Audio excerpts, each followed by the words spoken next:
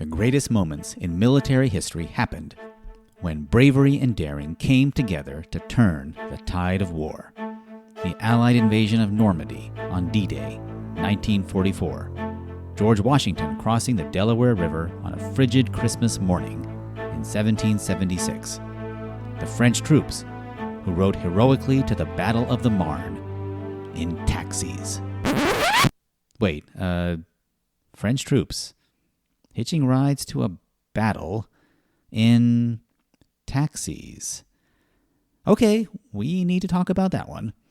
And we are, right now, with part 2 of our mini-series on World War I. On today's show, we're talking about the miracle of the Marne. We choose to go to the moon. Right now, you like me. Practice? We're talking about practice, man. Welcome to 5 Minute Trivia, where we're making the world smarter 5 minutes at a time.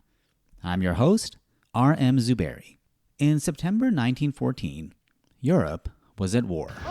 Franz Ferdinand, heir presumptive to the throne of Austria-Hungary, lay dead, assassinated just 3 months prior by Gavrilo Princip, an unemployed student who had no idea that his act would plunge the entire continent into bloodshed.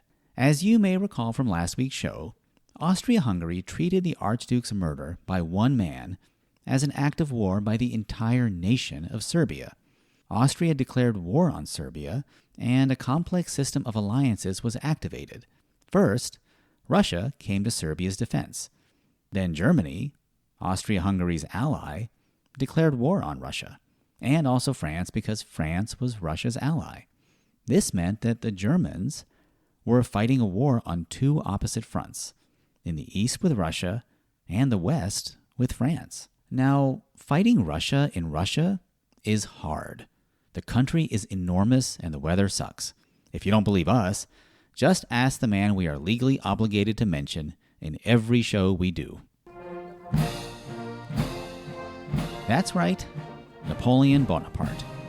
Napoleon's empire crumbled in the brutal Russian winter, and Germany didn't want to suffer the same fate.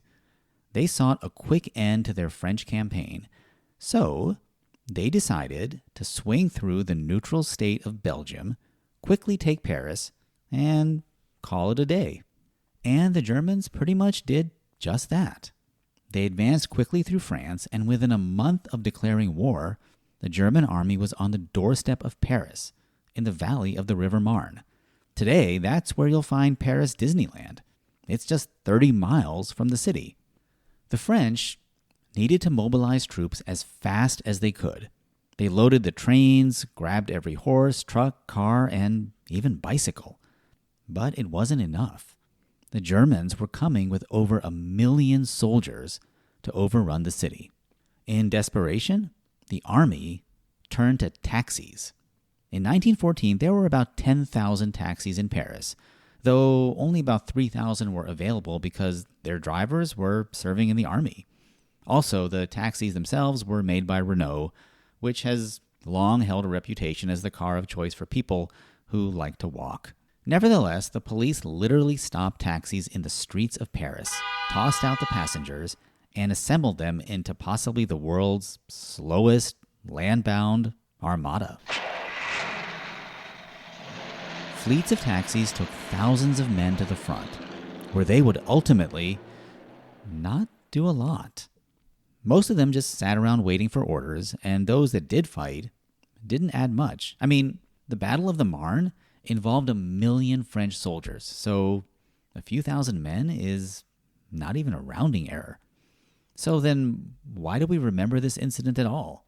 The French call it the miracle of the Marne. The writer Jean Dutourd said it was the single greatest event of the 20th century.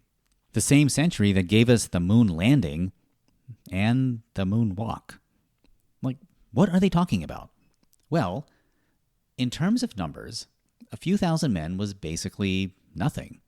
But as a symbol of French resolve in the face of an existential threat, it was everything.